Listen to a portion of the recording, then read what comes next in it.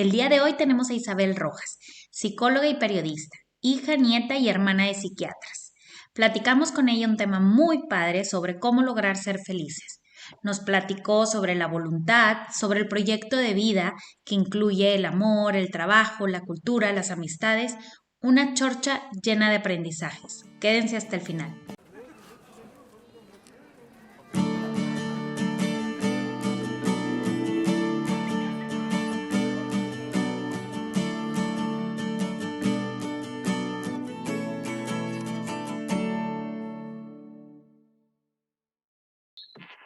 Bueno, pues ya regresamos a estos episodios de las chorchas y nos hemos encontrado que todo mundo queremos ser felices, pero nos estamos dando cuenta que nadie está siendo feliz.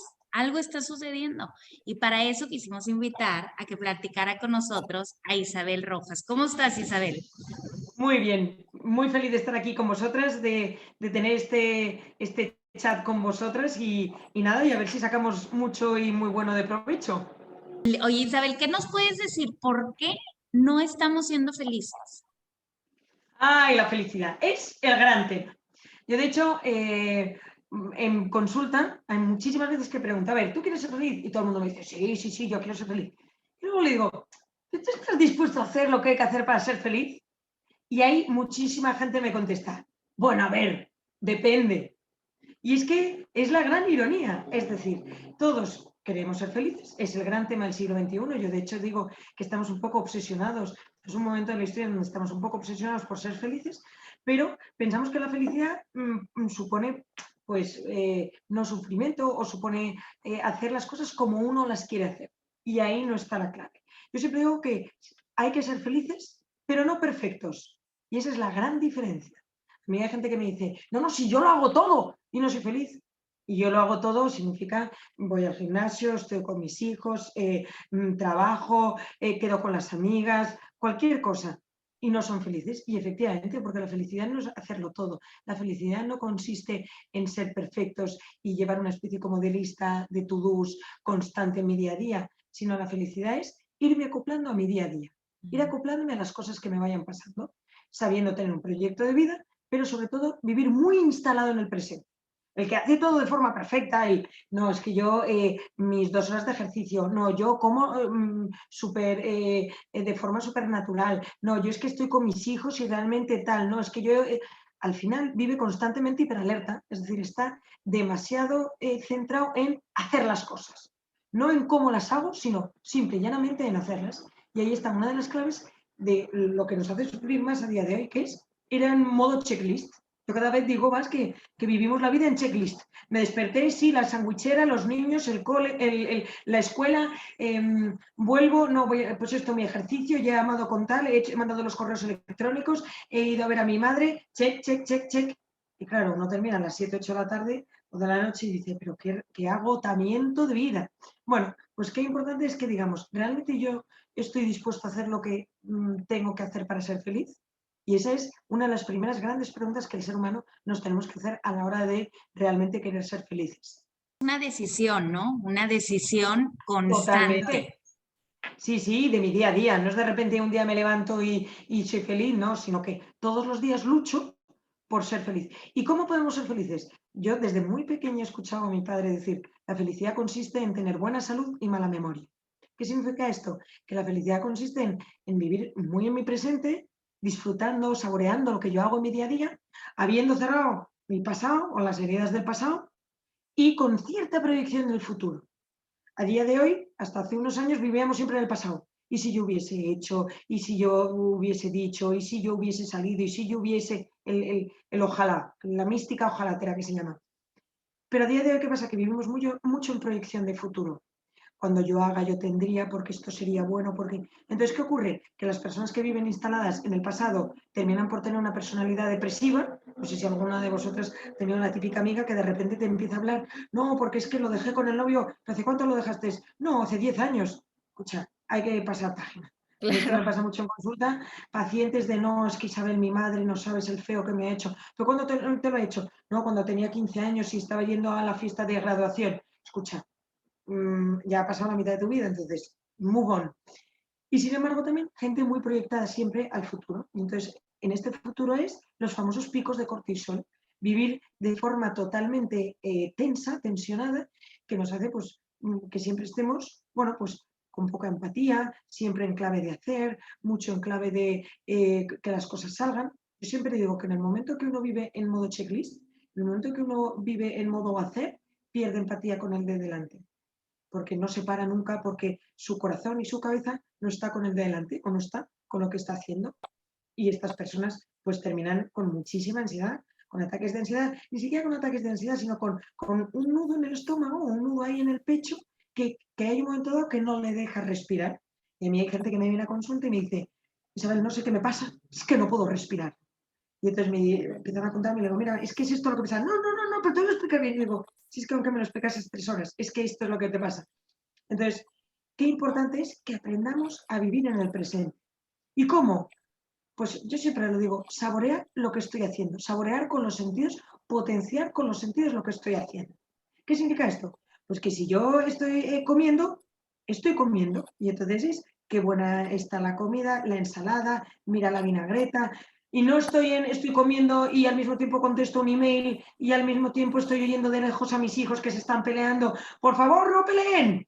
Porque ni estoy comiendo, ni estoy contestando bien el correo y al mismo tiempo mis hijos obviamente se van a seguir peleando. Entonces, que aprendamos a estar en el momento presente. En este caso, que mis hijos se están peleando, me levanto, voy a mis hijos, hablo con ellos, vuelvo y desconecto para conectar, entre comillas, con la ensalada. Pero que aprendamos mucho a poder vivir en una especie como de slow mode. Yo últimamente estoy patentando el slow mode. O sea, el intentar ir de forma pues un poco más serenos por la vida.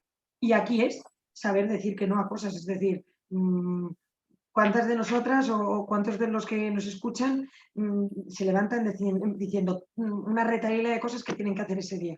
Claro, al final es agotador. Entonces decir, no, pues a esto no voy, a esta fiesta no voy, a esta cena no voy. Saber seleccionar las batallas. Qué importante es el decir, a esto sí, pero a esto no. Y además con santa paz, con una tranquilidad que dice, no pasa nada. Sí, sin remordimiento alguno, o sea. Yo te escuché, Isabel. Nosotros ahorita en verano decidimos pausar una larga pausa, llevamos 2 años con este podcast y nos causaba medio que ansiedad no pausar, y te escuché y haz de cuenta que dije, me llegó que sí, la importancia de saber parar. También hay que saber parar. Y luego nada más ya paramos y fue una felicidad y una tranquilidad porque nos quitamos las 3 mucho peso. Un peso encima. Todo eso que platicas y de cómo se necesita, se oye muy fácil y conocemos a mucha gente y hoy más común que nunca la ansiedad y hasta te recetan medicamentos. Mucha gente, yo de verdad volteo a cada rato, todo el mundo toma cosas para la ansiedad y ya la gente no sabe ni cómo. Y te he escuchado también hablar de la voluntad.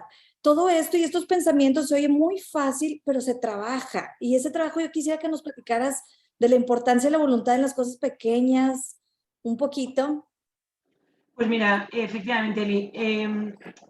Mira, yo últimamente hablo mucho de una ecuación que es la siguiente. Para ser feliz o para tener éxito, no me gusta tanto la palabra éxito porque al final el éxito parece ser que es, bueno, pues bueno, pues brillar mucho. Pero yo siempre digo que la felicidad es una ecuación entre mi conocimiento, lo que yo sé, lo que yo estudio, lo que yo aprendo, lo que yo lleno mi cabeza, unido a las habilidades, es decir, el orden, la constancia, la voluntad, unido al mismo tiempo con mi proyecto de vida, que es lo que yo quiero en la vida. Y todo eso multiplica por la pasión. El conocimiento, las habilidades y el proyecto de vida suman, pero la pasión multiplica. Entonces, ¿qué pasa? Que la voluntad es uno de los ingredientes claves a día de hoy. Yo desde muy pequeña oía a mi padre que decía, una persona con voluntad llega más lejos que una persona inteligente. Y yo estaba de la voluntad hasta aquí. Yo ya no podía nada más. Y a medida que he ido yendo más en edad y con mis hijas, bueno, en la consulta, me doy cada vez más cuenta de lo importante que es la voluntad. Porque vivimos en una sociedad que todo lo tiene a golpe de clic. En España es, quiero comer, viene Uber Eats, necesito no sé qué, Amazon Prime me lo trae mañana. Incluso quiero ligar, tengo Tinder. Porque antes incluso uno tenía que salir al bar y invitarle una copilla a la de al lado y intentar hacer por ligar. Ahora ya ni siquiera. Entonces, ¿qué ocurre? Que las emociones, que es lo más lento que existe en esta vida y lo que más hay que cuidar, se ha convertido también en una recompensa instantánea. ¿Por qué digo esto? Porque más que nunca tenemos todos que proponernos el hacer pequeños ejercicios de la voluntad. Ojo, sin tender a eso de todo lo tengo que hacer y vivimos una especie de perfeccionismo, de una exigencia brutal que nos produce insatisfacción vital, sino, es decir, cosas pequeñas que me puedan venir bien en mi día a día. Y entonces es, por ejemplo, me levanto todos los días en el momento que suena el despertador. No pospongo, no procrastino, me levanto, aunque sea me tiro de la cama. Evito, por ejemplo, ese vaso de agua que tanto me apetece porque me estoy muriendo de la sed y lo pospongo 10 minutos. O sea, al final es saber posponer la recompensa. Por hacernos fuertes y para que no vivamos siempre con la necesidad de todo y ya. Porque ¿qué ocurre? Que cuando no tenemos todo y ya, aparece la impaciencia, aparece la irritabilidad, aparece el mal humor y de ahí lo que se llama la labilidad emocional. Entonces, si lo tengo, estoy contento, cuando ya lo tengo, ya me ha bajado el pico de dopamina, ya no tengo ese puntillo de adrenalina que lo voy a conseguir, entonces vuelta a bajar y qué desastre, nada me llena. Entonces, ¿qué ocurre? Que terminamos llenando nuestra vida de sensaciones. Si uno no sabe posponer esas pequeñas recompensas del día a día, necesito ir llenando mi día a día de cosas que me vayan teniendo esos picos de dopamina que me hagan que mi día tenga, bueno, pues que me guste o que termine yo pues siendo feliz. De hecho, esto yo lo veo muchísimo en consulta. Gente que vive por su fin de semana. Y entonces dependiendo de lo que voy a hacer el fin de semana o dependiendo del plan que yo tenga el fin de semana, tiro de una u otra forma durante la semana. ¿No? Tenemos que aprender a decir, venga, pues hoy tengo esto y esto es mi trabajo pequeño y hoy, yo justo he venido del médico, pues vengo al médico y veo a mis pacientes y hago sus historias clínicas y atiendo con no sé qué y termino bien hasta el final. Yo tengo una anécdota muy graciosa, tengo una hija de 4 años y siempre le digo, Isabelita, lo que empieza se termina y hacemos todo bien y hasta el final. Que vale. Aún no le he dicho la palabra voluntad. A mí ya me la dijeron demasiado pronto, creo que me voy a esperar.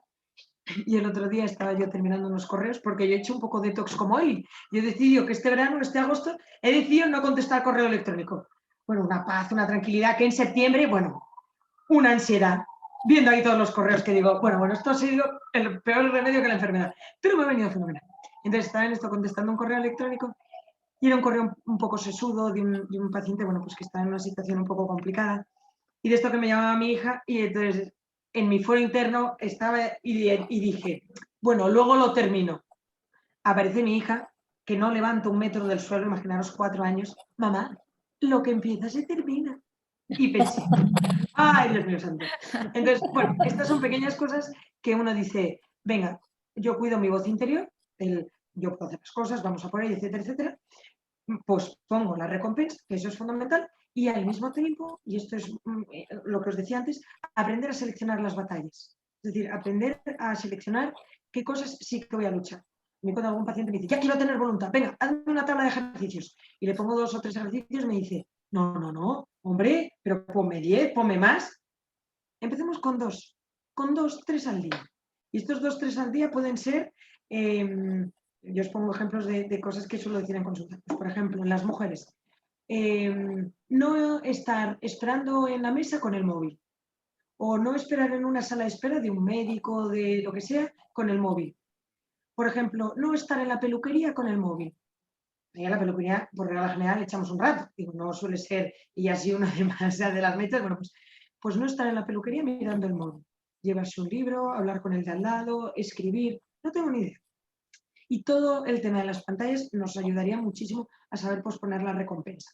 Porque es verdad que la comida ayuda, a mí mucha gente me dice, no, sí, yo tengo muchísima fuerza de voluntad, pero para mantener el tipo, para no comer, para ir al gimnasio, no, la fuerza de voluntad es, leo todos los días 10 minutos, llamo a esa persona que me cuesta un poco más, bueno, pues me levanto a la hora cuando suena el despertador, esas pequeñas cosas que aparentemente no son nada, pero que nos van haciendo lo que se llama mucho más resilientes. Es decir, tener esa capacidad para enfrentarnos sin rompernos a las situaciones pues, más complicadas del día a día. Me encanta. Siento que podemos hacer una pequeña diferencia entre la disciplina y la voluntad, porque existe gente súper disciplinada, como dices, que a lo mejor viven de checklist y creen que tienen la mejor voluntad y a lo mejor no son capaces de dejar el móvil, de hablarle a su mamá, a su papá, con quien a veces tal vez tienen dificultad y les cuesta, y como hacer esos pequeños actos que les cueste, ¿no?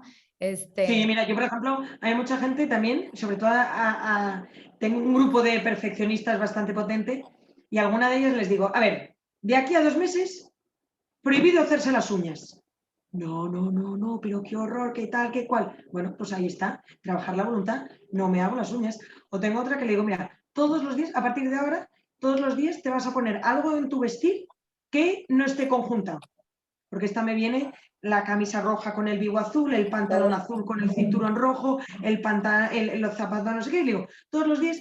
Y entonces el primer día que me iban a la consulta, yo me tuve que reír porque, imaginaros, pues iba todo de rojo y los zapatos beige o los zapatos blancos. Digo, a ver, no, no, no. Los zapatos tendrían que ser, en este caso, verdes. No, verdes, pero qué horror, qué tal, me muero. Bueno, pues estas pequeñas cosas, el decir, no siempre hago todo lo que yo quiero o no siempre tiene que ser todo, insisto, tan perfecto. Porque, y yo cada vez lo veo más, la felicidad está íntimamente relacionada con la flexibilidad, con la adaptabilidad. Saber adaptarnos a lo que nos va pasando en nuestro día a día, a no querer controlarlo absolutamente todo. Y en ese control empezamos por uno mismo, por cómo voy vestido, por lo conjuntada que voy, por cómo estoy, y de ahí puedo tirar y vamos, salen infinidad de cosas. Pero sí, que sepamos que muchas veces, que esto es importantísimo, que la voluntad también es no hacer cosas malas, pero no hacer todo lo que uno quiere. Y esta es la clave. A mí una persona, tengo un paciente en consulta que le encanta leer. Y entonces se puede echar pues 5 o 6 horas al día leyendo. Y su mujer me dice, mira Isabel, estoy desesperada, yo ya no sé qué hacer. Bueno, pues la voluntad para esta persona es, bueno, pues reduzco mi cantidad de horas de lectura. Y entonces en vez de 5 horas diarias, pues intento 4 horas diarias. Entonces, saber qué cosas son buenas para nosotros, qué cosas son buenas para entrenarnos al resto y ahí hacer pues esa tabla de voluntad que tan importante y tan distinta es para cada uno. Y para empezar a hacer esto, tú hablas de cómo hacer el proyecto de vida, porque todo esto pues empieza, como decimos aquí, ¿verdad? Empieza con uno mismo, empieza contigo. Entonces, muchas veces no sabemos ni qué dirección tomar, ni hacia dónde vamos, y es importante pues ver hacia adentro. Entonces, ¿qué nos puedes platicar sobre esto que platicas tú del proyecto de vida? Pues mira, efectivamente, Dianis, el proyecto de vida es como ese camino que yo le recomiendo a todo el mundo que se vaya marcando en su vida. Tiene que ser un camino ancho y tiene que ser un camino en donde, bueno, pues seamos conscientes de que va a haber pues ciertas curvas y que puede haber pues momentos de estrechamiento del camino, pero en definitiva un camino que nos va pautando hasta llegar a una meta. Y ese camino tiene que tener 4 puntos fundamentales que a mí me gusta mucho hablarlos y con cada uno de mis pacientes y las personas que veo, siempre animo a que cada uno haga un trabajo interior. El primero de todo es el amor el primero de todo es el amor. Y en el amor hay 4 puntos fundamentales. Yo siempre digo que el amor es lo que da argumento a nuestra vida. El amor es el gran antídoto contra el dolor psicológico, contra la soledad, contra la tristeza. Cuando uno se siente querido, vamos, la vida cambia y de repente, bueno, pues todo tiene sentido, todo cobra interés y de repente soy súper entregado.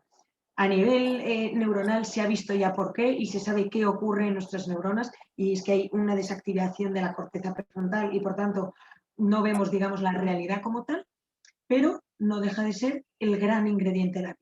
Entonces el amor tiene varios puntos. Yo digo que el primero de todo es el amor a uno mismo. No por soberbia, no por vanidad, yo, mime conmigo, no, no, no, sino el tener bien cerradas, bien sanadas mis propias heridas y tener una autoestima más o menos equilibrada. Ni ser el mejor del mundo, ni considerarse el peor. Hay el saber, bueno, pues que tenemos cosas buenas y cosas malas. Y para ello es fundamental, es importantísimo que nos conozcamos. Y eso es uno de los grandes temas que yo hablo, porque conocerse nos va a ayudar a varias cosas. Lo primero de todo es que quien se conoce se puede comprender y quien se comprende se alivia ante las situaciones. Nosotros mucho en consulta decimos comprender es aliviar. ¿Cuántos de nosotros de repente comprendemos algo y decimos, claro, claro, por eso, y entonces ya el nivel de tensión o de enfado o de irritabilidad o de descuartizamiento hacia el de delante baja. Entonces, qué importante es decir, venga, comprendo y comprendo porque conozco. Y yo siempre le digo a todos los pacientes, lo primero es conocerse, lo segundo es comprenderse, lo tercero es aceptarse. Y todos tenemos que hacer un punto y un trabajo de aceptación. de aceptación de cosas malas que he hecho, de aceptación de cosas regulares que tengo, de aceptación de conductas que he realizado en mi vida. Bueno, pues aceptar que bueno, pues me cuesta ser cariñosa, aceptar que yo no he sido buen estudiante, oye, aceptar que hablo mal, para finalmente decir, vale, superarme. ¿Y qué es superarme? Lo que yo pueda cambiar, lo que yo pueda modificar, lo que yo pueda mejorar, mejorarlo. Lo que no pueda, aprender a cerrar esa herida. Y hay que cerrar heridas, porque si no, como decíamos anteriormente, uno vive resentido y vive depresivo y vive, yo digo, con una personalidad agria, la típica persona con la que uno está y dices, uff, Dios mío, me ha chupado toda la energía, un poco el tóxico. Entonces, bueno, qué importante es estos 4 puntos en el amor a uno mismo, de la autoestima. Lo segundo es el amor a otra persona. Y entonces, bueno, aquí podríamos estar hablando largo y tendido. Ya, además, últimamente estoy muy centrada en tema de amor, de noviazgo, de seleccionar parejas, de mantenerse enamorado. Y qué complicado es. Como vivimos en esta sociedad de la recompensa instantánea, es muy fácil que una pareja se rompa. Es muy fácil que una relación se rompa, pero a los pocos meses de empezar. Por eso, bueno, pues saber escoger la pareja es de las cosas más importantes que existen en esta vida. Yo siempre digo que en la elección de tu pareja uno se retrata.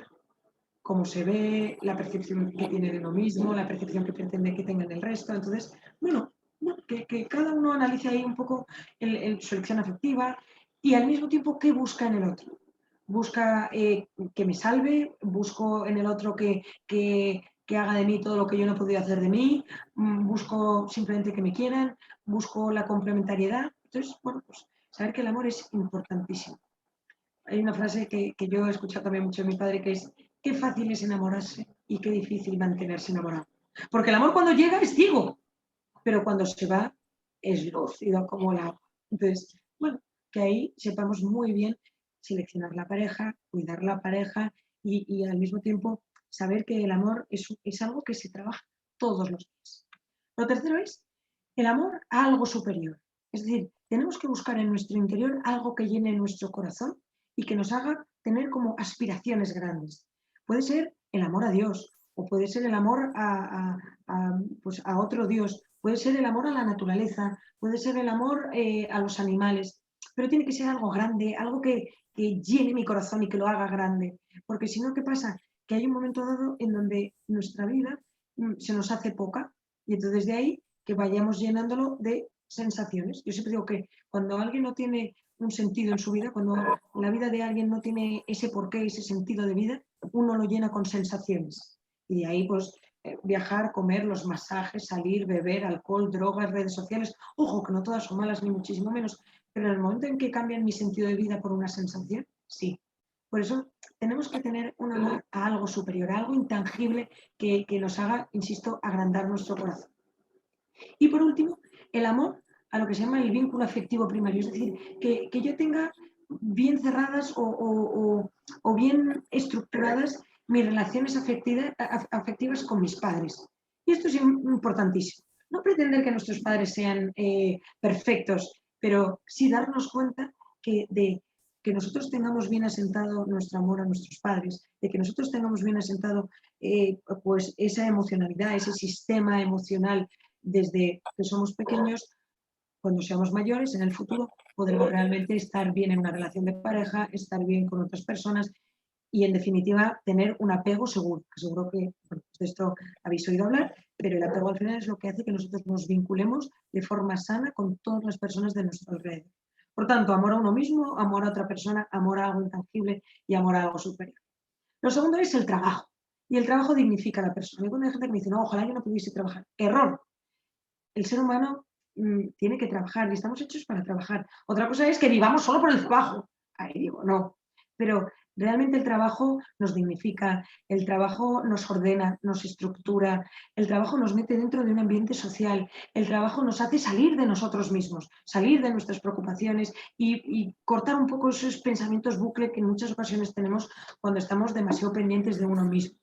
Y el trabajo tiene que tener 2 puntos. Yo siempre digo que hacer algo que nos guste y algo que realmente nos llene y que saque lo mejor de nosotros mismos. Y al mismo tiempo, otra pata que es un trabajo que nos remunere económicamente o psicológicamente. pero un trabajo que también nos llene. No puedo estar constantemente dándome a otros si no hay una parte de nosotros que lo recibe. Seríamos Madre Teresa de Calcuta. Entonces, bueno, pues saber que necesitamos esos dos pilares a la hora de trabajar. Y hay muchas personas que me dicen, ¿sabes qué difícil es encontrar esa motivación en el trabajo? Qué difícil es ponerle corazón a mi día a día en un trabajo que es tan automático. Bueno, se puede. Y es verdad que no es fácil, pero ahí yo siempre recomiendo el ponerle cara a los números que yo estoy haciendo, ponerle nombre a aquel Excel que yo estoy terminando.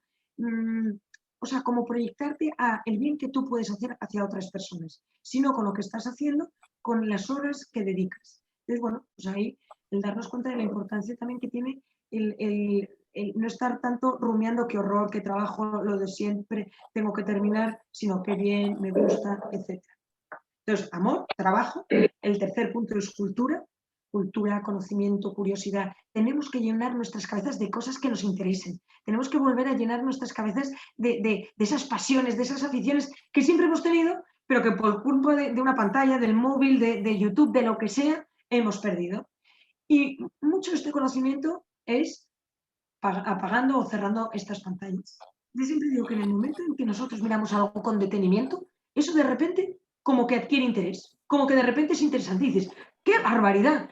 Y aparentemente puede ser lo más nimio, lo más tonto del mundo. Sin embargo, es fijarte y decir, oye, pues ni tan mal. Y en ese ni tan mal va a tirar de la cuerda y nos va a llevar a que eso me guste. Yo hace poco, la semana pasada, he estado en Panamá, dando todo un ciclo de conferencias en Panamá, y yo de Panamá sabía poco y lo poco que sabía no era especialmente bueno. Y bueno, y ha sido estar en Panamá, 2 días antes me puse a leerme la historia, no sé qué, y pensé, bueno, esto es apasionante. Entonces, que con pequeñísimas cosas, pueden ser desde cosas de historia, pero también de geografía, algo de literatura que nos guste, manualidades, algo de historia, sí, de historia o historia del arte o cualquier cosa, pero insisto, empezar a conectar con eso porque nos vamos a dar cuenta de que eso nos va a atraer nuestra atención y va a hacer que todo nuestro cerebro se hiperestimule de tal forma que eso nos guste y nos llene. Entonces, lo primero, yo siempre digo, es saber algo sobre todo, es decir, que a ti te pregunten, oye, mira, qué barbaridad lo que acaba de pasar en Inglaterra con la reina Isabel II, y tú puedes decir, no, hombre, es que ha sido la reina más longeva, porque no, y al mismo tiempo, todo sobre algo. Entonces, que digas, no, yo es que de esto sé bastante. Quizá todo es imposible y ser la que más sabe sobre ese tema es imposible, pero bueno, un ten con ten entre ambas cosas. Entonces, ahí es cuando uno, pues de repente adquiere cultura y se convierte en una persona culta. Yo siempre digo que no hay nada que produzca mayor autoestima que tener cultura, memoria, esto es fundamental, y al mismo tiempo tener lleno nuestro corazón. Estas 3 cosas son la clave de no vivir siempre de cara al resto, de cara a lo que diga el resto, de lo que quiera el resto. Entonces hemos dicho amor, trabajo, cultura y por último la amistad. Y la amistad es el gran plato de la vida. La amistad es, yo le digo que es la sal y la pimienta de la vida, lo que da saborcillo a nuestro día a día. Y entonces ahí hay que saber diferenciar 4, 5, 6, 7 amigos íntimos con los que uno pueda llorar, con los que uno pueda reír, con los que uno pueda estar desmaquillado y sin haber dormido durante 30 horas. Y al mismo tiempo un grupillo de 20, de 30, de 40 personas con las que podamos ir saliendo pues, de vez en cuando. Sabiendo que la amistad es de las cosas más endebles que hay a día de hoy, es decir, más frágiles que hay a día de hoy. Todo lo que tenga que ver con las relaciones de pareja y de amistad es lo más frágil que existe, porque requiere de tiempo, de empatía y al mismo tiempo de darse a los otros, de salir de lo mismo. 3 cosas que son muy complicadas. Por eso os animo desde ya a que todos los días, si no puede ser todos los días, cada 2, 3 días, llaméis por teléfono físicamente a un amigo y os intereséis por ese amigo. ¿Qué tal estás? ¿Cómo te va? ¿Tu marido, tu mujer, tus hijos, tu trabajo? Pero de verdad, porque nos hemos acostumbrado a llamar para dar recados, para pedir favores. Oye, necesito de tal, ha recogido a los niños, oye, acuérdate de hacer no sé qué. Y eso, insisto, a la larga genera que haya 0 empatía, 0 cercanía y por tanto 0 amistad. Por eso, amor, trabajo, cultura y amistad conjugan el verbo ser feliz. Conjugan el que yo tenga una meta y de dónde estoy sepa hacia dónde tengo que ir, porque como decía Séneca, no hay, no hay peor rumbo que el barco que no sabe hacia dónde va, porque va realmente a la deriva. Totalmente, y me encanta que dices el ser, porque cuando empezamos a platicar decías del hacer, ¿no? Entonces, la diferencia de ser, o sea, que totalmente en la balanza, pues tiene que pesar mucho el ser que el Más que hacer el hacer, muchas veces. efectivamente. Sí, sí, sí. De hecho, a mí cuando la gente me dice, ¿qué más tengo que hacer? ¿Qué más tengo que hacer? Y digo, no, no, no, si es que estamos ahí, es que hay que dejar de hacer, pero ¿cómo que hay que dejar de hacer? Entonces se les salen los ojos y me dicen, no, no, pero esto, porque si piensa uno que es hacer más, y de ahí que venga lo que os he dicho del perfeccionismo. En casi todas las ocasiones es ser, cómo estoy con mi marido, con mi mujer, cómo estoy con mis hijos, cómo estoy con mis amigas, cómo estoy con lo que yo hago, cómo estoy con lo que yo disfruto, cómo estoy con lo que yo no disfruto. Y esa es realmente la clave de no vivir siempre intoxicados de cortisol, de no vivir de forma ansiógena, sino adaptándonos de forma mucho más flexible al medio. Ay, Isabel, qué pasa escucharte, de verdad me inspiras muchísimo. Ahorita que todos los puntos estaba yo tomando nota, porque definitivamente hay varias áreas en mi propia vida que ya me invitas a reflexionar y a hacer unos pequeños cambios o retos que digo, claro, de repente pues uno mismo se enreda mucho en el hacer y no en una pausa y estar. Y creo que pues eso, no, eso es clave y elemental en el camino para ser felices y que, pues, por desgracia, estamos en una época donde no nos permite tanto lo que nos rodea de información estarlo. Entonces es como un ejercicio de voluntad de hacer esas pausas, ¿no? Con nosotras mismas. Ese es un compromiso con uno mismo, aparte, porque pues todo empieza con uno mismo, así nuestro podcast, ¿verdad? Efectivamente. De hecho, vamos, yo tengo un pequeño lema que es, esta vida no es hacer, sino el ser. Y entonces, ¿qué es? Pues eso, cómo soy yo persona individual, con todo lo que me rodea. Y entonces, ahí es cuando pues, uno de repente ve que la balanza se desequilibra. A mí, de hecho, ayer me pasó con otra de mis hijas que estaba, bueno, pues comiendo muy lento, y yo ya no podía más, y yo, ¿y qué más hago? ¿Y qué más hago? Y en un momento dado me di cuenta que mi pobre hija no comía más rápido porque yo creo que ella notaba que yo estaba en tensión. Y entonces pensé, yo ya estaba contando cuentos, contando adivinanzas, haciendo chistes, bailando en la cocina, y yo, ¿qué más hago? ¿Qué más hago? Y entonces me paré y pensé, vamos a ver, Isabel, con lo que sabes del cerebro, con lo que sabes de la mente humana, con lo que sabes de niños, es que ya no tienes que hacer. Es que tu propia hija está, o sea, es lo que se llama, los niños son aspiradores de emociones. Y dije, es que está aspirando mi nerviosismo y está medio bloqueada. Y entonces fue como, chill, se ve el chill, no pasa nada, no pasa nada. Vaya por delante que es, al final se comió la mitad del plato solamente. Pero os prometo que fue como un cambio total y me acordé de todo de lo que sé y de lo que he estudiado tanto de la neurociencia y de las neuronas y dije, es que no, es que no. Por tanto, que muchas veces cuando queremos ser felices, no pensar tanto en clave de hacer, sino cómo estoy, cómo soy, cómo me relaciono con mi entorno. Isabel, qué padre, como dice Fabi, qué padre escucharte. Yo creo que nos recuerdas y nos remueves muchas cosas que sentimos.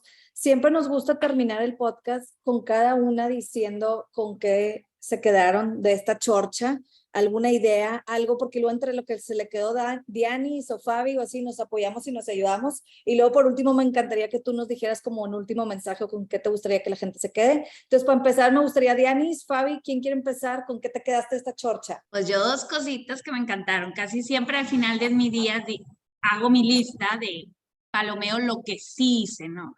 Y después de escucharte y de reflexionar de todos estos puntos, siento que ahora mi compromiso va a ser cómo estoy, ¿no? Cómo hice sentir a los demás, cómo fui en cada momento, ¿no? Y estarme preguntando constantemente, cómo voy a hacer ese día con la otra persona o qué necesidad veo en la otra persona para poder ser, ¿verdad? Una mejor compañía para, ya sea para mi esposo, para mis hijos, no necesariamente qué estoy haciendo, sino cómo estoy siendo yo. Y la otra que me encantó que dijiste es sobre la flexibilidad. Yo tengo muy poca flexibilidad. Sí soy flexible, pero como que tengo mi lado de control, un lado muy fuerte de control. Entonces, eso que dices de la flexibilidad, pues siento que es una práctica que si no tomo la decisión día a día yo de hacerla, ¿verdad? No se va a dar por sí solita. Entonces tengo que tomar la decisión constantemente de ser un poco más flexible con todo, ¿verdad? Haz de cuenta, hasta con las conversaciones que tengo con las demás personas, igual y no siempre voy a tener la razón, ser flexible o aceptar que alguien tiene un punto mejor que el mío, o, ¿verdad? O si estoy organizando algo, pues igual y la otra persona tiene algo de razón. Entonces me ayudó muchísimo tu plática, Isabel, muchísimas gracias, esta chorcha me encantó. Eso fue Qué con lo que bueno, me quedé. Yanis. Con Sí. que lo consigas esas dos, vamos, ya, vamos. Sí. Tendrás una salud psicológica estupenda. ¿Tú, Fabi? Bueno, igual que Dianis, varias cosas, pero si lo puedo resumir en uno, yo creo más concreto, sería el tema de la voluntad. Siento, o sea, que vivimos en un momento donde se confunde mucho el valor de uno mismo por qué tanto haces, qué tantos títulos tienes, en dónde trabajas, con quién te relacionas, etcétera. Y es tan superficial ese tema, y más con redes sociales, que creo que, pues, por eso no conseguimos la felicidad, ahí no está es la felicidad, ¿no? Entonces, es como un recordar, decir, empieza contigo y eso yo lo aplico, aquí hice una anotación y lo aplicaré como hacer una pausa, ya sea en la mañana o en la noche, de reflexionar conmigo mismo, de decir, ¿cómo está mi balance entre esos 4 elementos que decías de proyecto de vida, del amor, del trabajo, de la cultura y las amistades que son tan importantes para tener ese balance y esa mirada hacia adentro y no hacia afuera, ¿no? Y que, pues recordar que el valor y la felicidad de uno mismo no está allá, ¿verdad? Entonces, pues eso, con eso me quedo yo. ¿Tú, Eli? Qué bueno, ¿vale? Pues ¿Y tú, yo, Eli? Isabel, la verdad es que muchas cosas, como dicen todas, también tomé notas, estoy encantada y siento que la voy a querer volver a escuchar porque necesitamos estos recordatorios de los que nos platicas. Pero algo que me llegó así como, híjole, sí es cierto, que no se me olvide, tengo 3 hijos y de la responsabilidad del apego seguro que hago con ellos. Como ahorita lo platicabas, sí, yo pensando en ese apego de mis padres, pero luego ahora yo soy madre, yo soy responsable de ese apego de mis hijos. O sea, que no se me olvide un poco esa responsabilidad y que a veces, como dice Fabi, quieres andar por todos lados y lo más importante y cómo estás marcando la vida de estos seres humanos que tenemos como hijos que dices, híjole, sí, que no se me olvide hacer mi trabajo para poderles enseñar como dices ahorita el ejemplo de tu hija, que a veces no lo estoy diciendo, pero lo están sintiendo la mamá nerviosa, estresada, nada más que los tiempos, que esto, que lo otro, le estoy enseñando eso inconscientemente. Entonces, todo ese es lograr ese como pausa para poder tener ese afecto y que no se les olvide y se los deje tatuado a mis hijos, se me hace que es importantísimo. Totalmente, totalmente. Y eso es fundamental porque es lo que va a hacer cómo se desarrollen o cómo se relacionen el resto de la vida. Pero ni súper pegados, pero No, tampoco no, súper alejados. El punto normal, que no intermedio. Hay tengan... gente que me dice, Sí. no, pues yo a partir de ahora dejo el trabajo y todo el día con mis hijos. No, Error, no, error, no. no. Sí. O sea, porque si no, o sea, es el punto intermedio entre Sí. suficientemente lejos para que ellos se puedan hacer, pero al mismo tiempo suficientemente cerca como para que al mismo tiempo sepan que cuento con mamá. Y mamá está y mamá es pilar en mi vida. Pero mamá no me soluciona todo. Exacto. Esa línea intermedia tan difícil, tan complicada, pero al mismo tiempo tan valiosa, que es lo que hace que luego una persona, pues, insisto, se pueda hacer, se pueda potenciar por sí misma. Sí, que no necesiten tanta terapia de grande, normal. ¿Verdad? Pues mira, yo terminaría con una frase, que quizás no os lo he dicho, pero la felicidad consiste en no mirarse a uno mismo, sino darse a los demás. Es decir, no estar tan pendientes en si lo hago bien, no lo hago bien, el qué dirán, he llegado a todo, no he llegado a todo, sino cómo he estado con el resto, cómo me daba el resto, cuánto me he entregado a las personas de mi alrededor, en mi trabajo, en mi familia, con mis amigos, en mi día a día, desde la persona que me ha servido el café, cómo he estado yo de educado o de simpática, hasta pues mi hijo que puede sacar lo peor de mí mismo. Y por eso lo digo, no mirarse uno tanto a sí mismo, sino darse y mirar al resto. Muchísimas gracias por acompañarnos, Isabel. Definitivamente nos encantaría volver a tener esta chorcha contigo y con millones de temas que nos quedamos con ganas. Pues nada, oye, con lo que nos ha costado una, ya podemos hacerlo para dentro de un tiempo. Sí, Claro. Acompáñenos cada semana con un nuevo tema. Comparte con tus amigos, con tu familia. Y síguenos en las redes de Empieza Contigo. Y recuerda, todo puedes cambiar si empiezas contigo.